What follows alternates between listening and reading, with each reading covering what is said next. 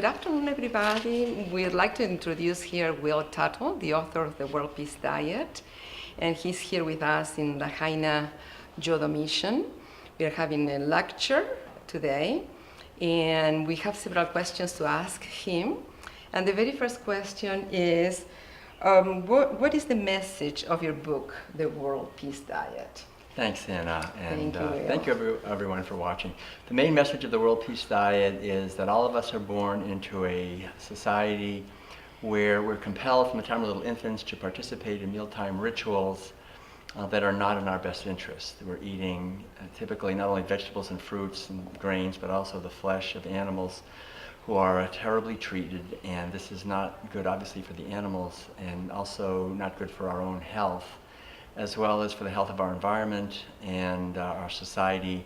And I also in the World Peace Diet go into the psychological and spiritual dimension of this, and not just the flesh of these animals, but also dairy products and eggs, that these are the products of extreme abuse of animals, sexual abuse, confinement, killing of mothers, stealing of babies. It goes on a massive scale by the millions every day actually in our society, and we're taught essentially that this is good food for good people, that we need to kill and imprison animals in order to get adequate protein, to get adequate calcium.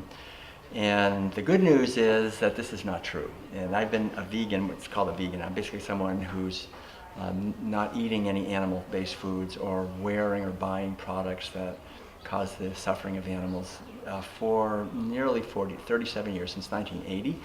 And I can say from my own experience and the experience of literally millions of people who live in a similar way that our health is as good or probably much better than the average person. I'm now in my mid-60s and still haven't gone to doctors in 40 years and been very healthy. And in general, people who eat a plant-based diet have much lower risk of the diseases that are basically filling up our hospitals.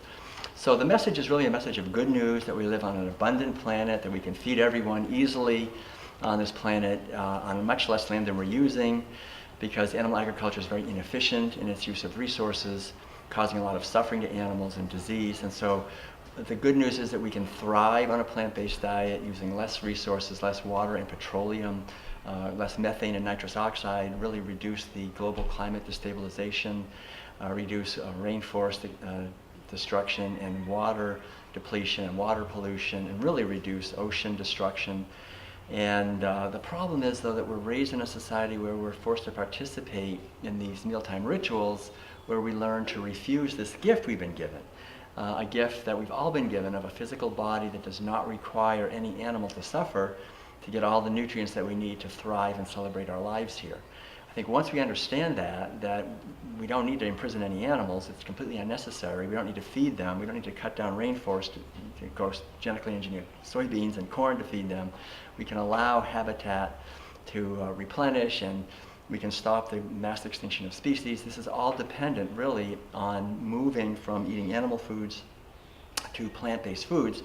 And it's something that we can learn about and we can implement in our daily lives, and we can encourage other people to do. So the World Peace Diet is essentially about world peace, because food shortages are the direct cause of conflict and war, the direct cause of disease and environmental devastation. All of these are contributing to disharmony and conflict in our world, and that we can be much happier psychologically and I would say spiritually and ethically by reducing our footprint, our environmental footprint, our abuse footprint, to just abuse less animals, fewer animals, and cause less suffering.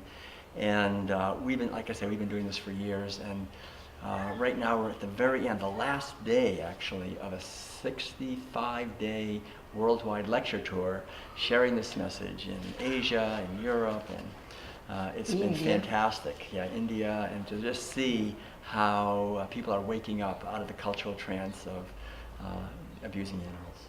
Those are beautiful news. Yes, it's very good news. Very good. What motivated you to write this awesome book? The main motivation really for me is basically, we have this list. Everyone knows the list, a list of problems. We have hunger and poverty and injustice, and environmental devastation and disease, and global warming, all these problems that we're facing as human beings.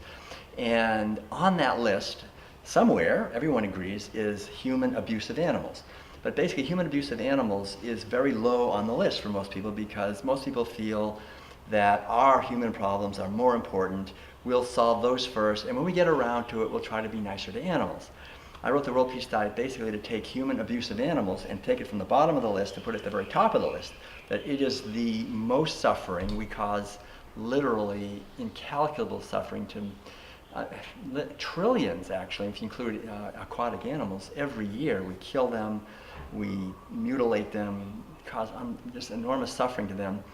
So that's the greatest amount of suffering. But more than that, the actual practice of animal agriculture, of imprisoning them and eating their flesh and secretions, actually causes all the other problems directly or indirectly. And it creates, beyond that, which I really wanted to emphasize, it creates a mindset, a whole set of attitudes that reduce our intelligence and our empathy and our capacity to solve these problems.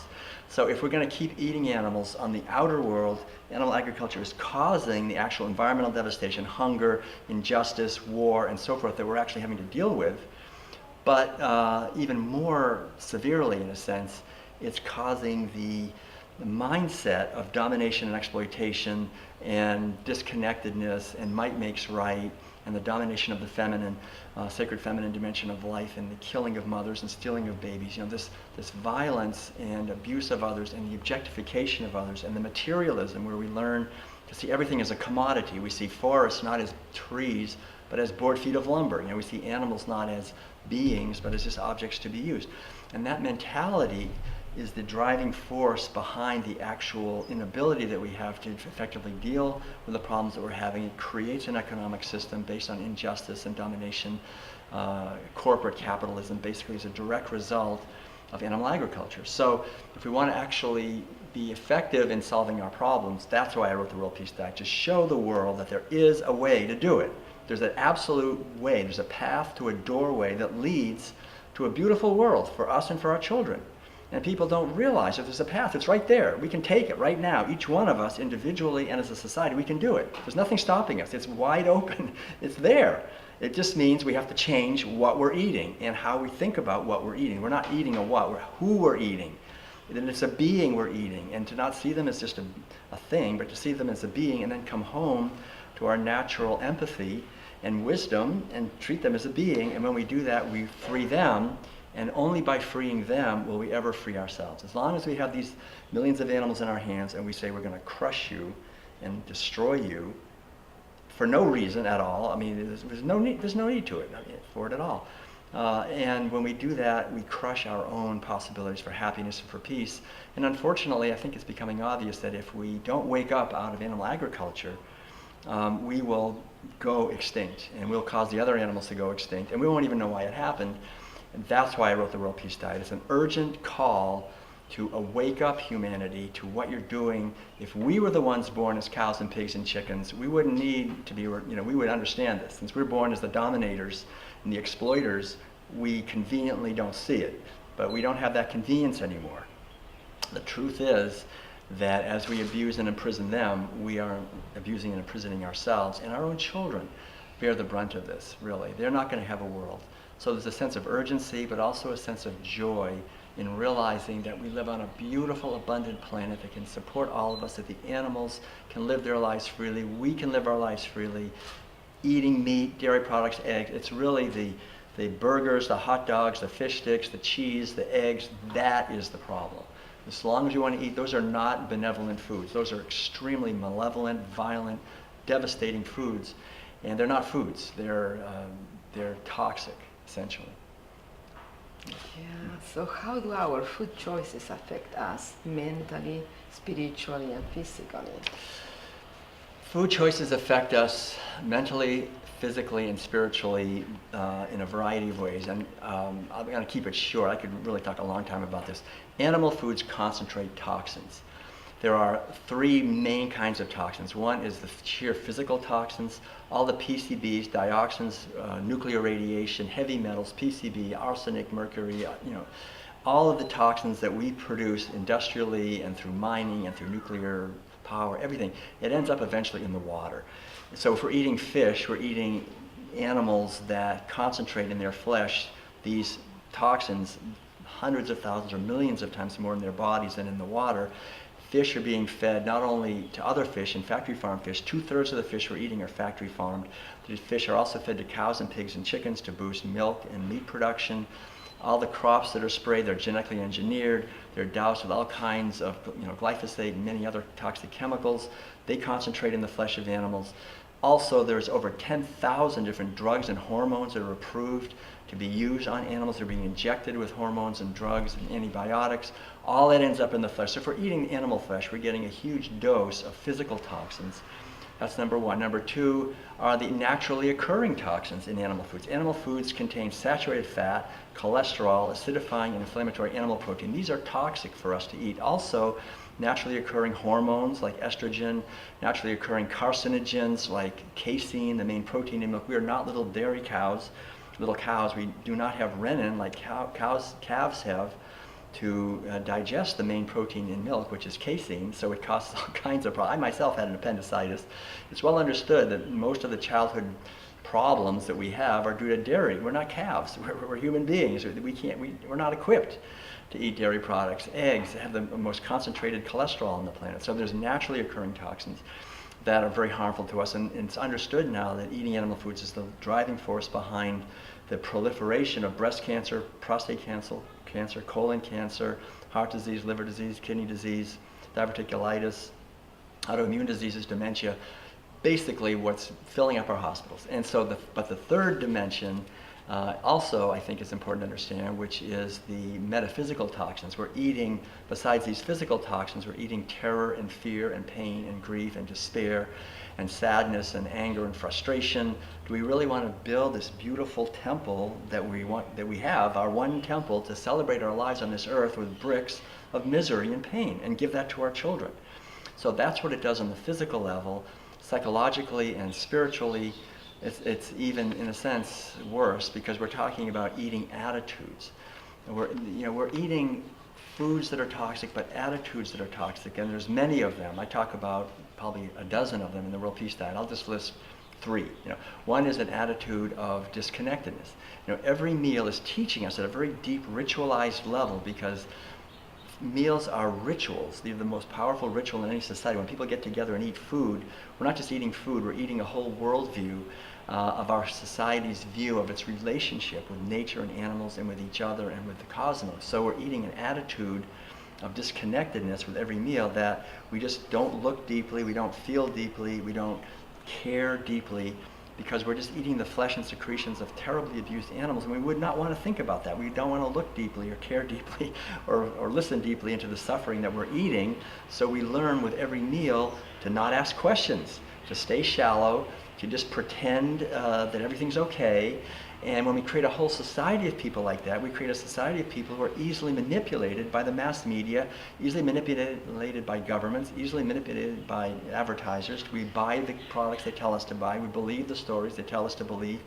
And what veganism is essentially is just say, look, question things, look deeply, care deeply, try to find out, where does your food come from actually? What's going on behind the curtain?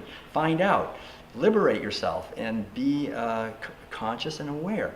That's one of the attitudes. Another attitude is might makes right. Now, the subtext of every meal is that the strong dominate the weak. The strong exploit the weak. We are stronger than animals. We just use them. We hyper-confine them, we abuse them, we mutilate them, we just do horrific things to them because we have the power to do that. And so, again, how can we expect to create a society where peace, justice, equality are possible when every meal is teaching us the exact opposite of that? It's teaching us privilege and elitism, and that the strong dominate and exploit the weak with every meal. It's ridiculous to expect that we can ever have an end to racism or sexism or classism when every meal is teaching us to dominate and exploit and to see others as commodities to be used. The third aspect that's very important to also be aware as far as attitudes is that animal agriculture is not just humans dominating animals. It's more accurately, it's men dominating female animals. It's really about the sexual abuse of millions of animals to steal their babies and steal their milk and steal everything from them, their purposes, their lives, their sovereignty, and use them sexually and break the bond between the mother and the child. And the mother and the child bond That's the foundation of sanity and health in our society. If we as little babies do not get a loving mother, we're not going to be healthy on any level, psychologically, physically, ethically. But that's what happens. We break that bond in animals, and it boomerangs back, and we create societies where that bond is being broken for us, and we have more and more problems because of this. So the whole idea is to realize that our health, our physical health, psychological health, cultural health, depend on being kind and loving to others. It's what every religion has taught us. Do not do to others what you would not want done to yourself. I mean, that's a universal teaching.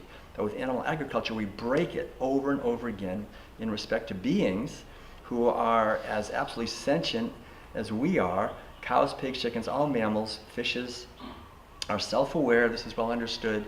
They are conscious. They are the subjects of their lives. They look out of their eyes. They want to avoid pain. They want to fulfill their purposes. When we don't let them do that, we imprison them, hyper-confine them, and literally drive them into insanity, which is what we do. Pigs are banging their head against the cages. Chickens are pecking each other's eyes out. Pigs are biting each other's tails off. We drive them into insanity. How can we expect that we'll be sane when we drive these animals? You know, it's what Krishnamurti said. He said it's not a good idea to be well adjusted to a profoundly sick society. And I think what we're talking about is simply to not be well adjusted to a society based on violence and abuse of other animals, to create an alternative based on kindness and respect, and that's what we're working for, and that's what's happening. I think we see more and more people questioning the violence and seeing that we can feed everyone delicious, healthy meals that make us feel good on every level that are plant-based. Yeah. Absolutely. So what is the healthiest choice in food, the healthiest diet? The healthiest diet, I think, for us today is obviously it's based on plant-based, as much as possible organic. In other words, pesticides, herbicides, and fungicides and chemical fertilizers are harmful to birds and butterflies and fishes and so forth. So try to not use GMOs and toxic chemicals and so forth. So organic, and I would say if we can go beyond organic to what's referred to as veganic, so we're not using bone meal and blood meal and manure and so forth. And then local community-based agriculture as much as possible, to support local farmers markets, support local growers, become more self-sufficient with food, become more self-sufficient with energy, become more self-sufficient in our community relations, grow our own food. I think everyone can grow something. We can grow a few tomatoes, cucumbers, a few sprouts on the counter, something. We can start growing our own food, supporting those who are doing that. And we can see, we've seen these YouTube videos of people that have half an acre or a quarter of an acre in LA, and they're producing 20 or 30,000 pounds of food, every year. We can grow enormous amounts of food in small spaces. And we can have orchards and beautiful places. So to use love and caring as our way of getting food, and to eat foods that are whole and unprocessed as much as possible, because we don't want to be eating a lot of artificial chemicals and colors and flavorings. So whole, local, or organic or veganic, whole plant-based foods are a wonderful foundation for health, and they're less expensive, and we can all just move in that direction as best we can. How do our food choices affect the earth, the planet, the animals, the plants, and the human beings?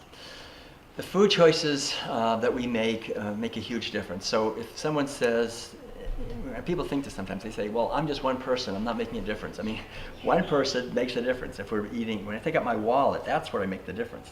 The wallet is the voting booth.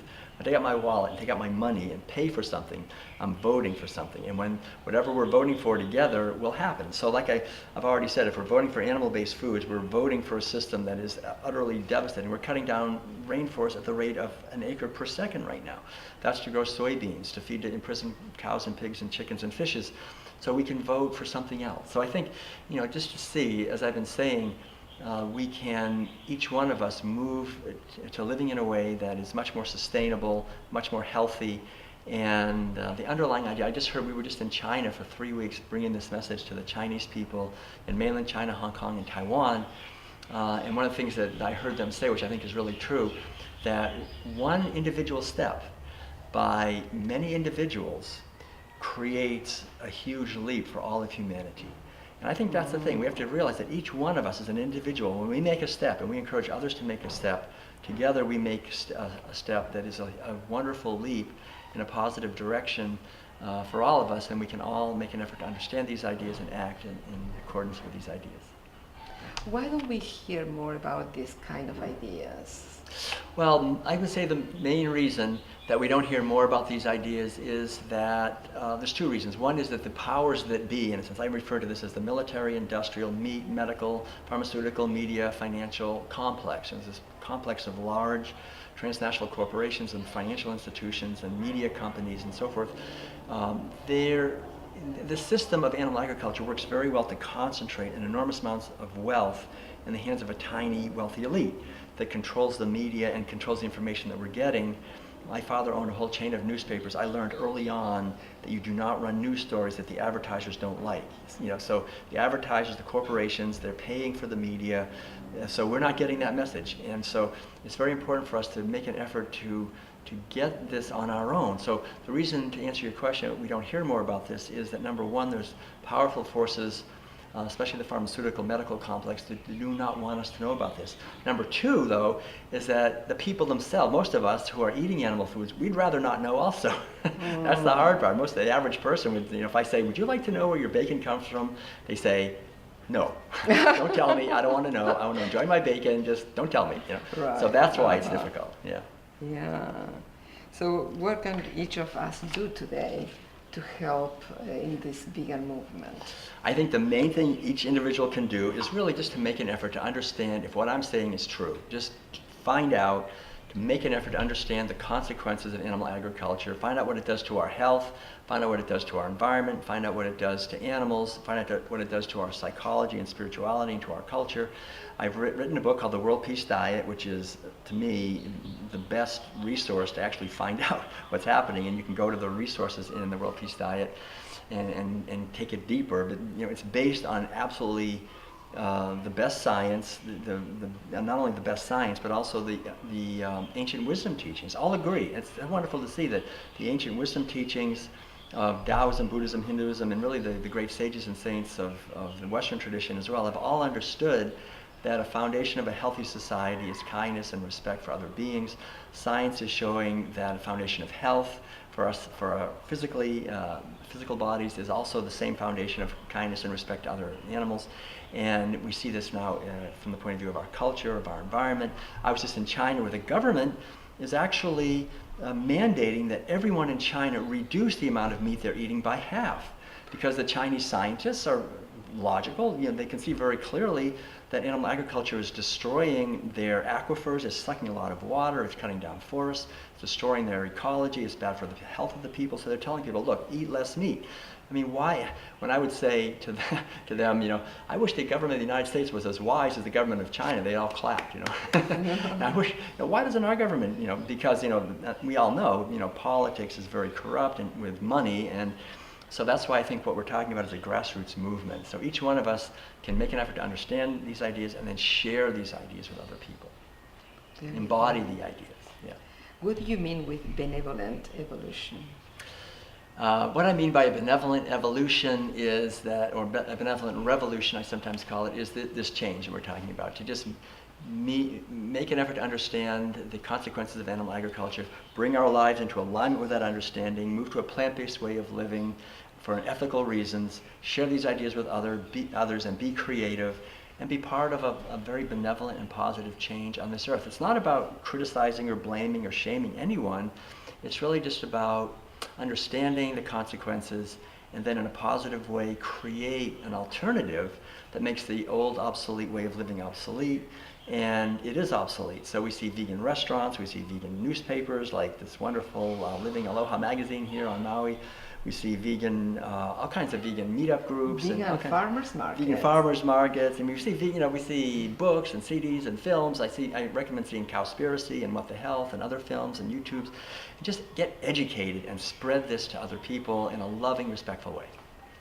In your book, you were talking about the domination of the feminine. Could you explain a little about that? Yeah, the domination of the feminine, as I already have said, is really the foundation of animal agriculture. And when we dominate animals, I refer to this the sacred feminine dimension, which is in animals as well as in us, as Sophia. Sophia was the ancient Greek goddess of wisdom, And I think it's this inner wisdom that all of us have, whether we are men or women. I think women have it even a little stronger because women give birth to babies and know that feeling of loving this little being, even if she's a lot of trouble, or he, and caring. And I think, you know, this natural wisdom that we all have to love and protect and nurture life, unfortunately, is suppressed and hardened and just repressed by our society when we force little kids to eat animal foods, when we force them to live in a society based on dominating animals, where we don't talk about these issues, where animals become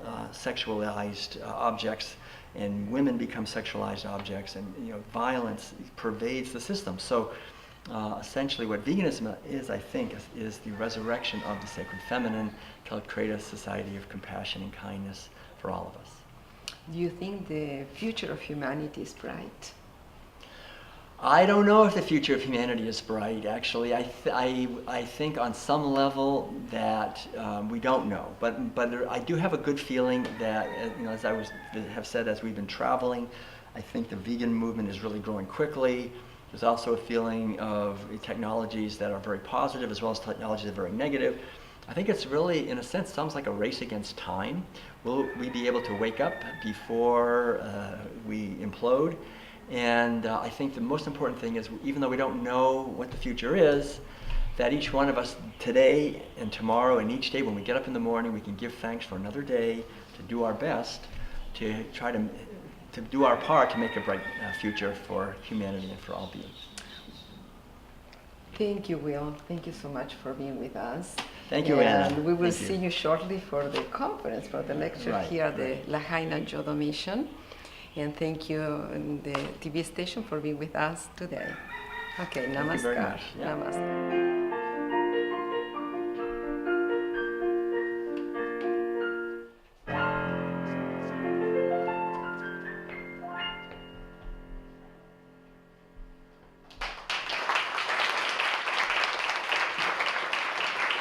Thank you. Thank you so much, all of you, for joining together in this beautiful community that we have here this evening.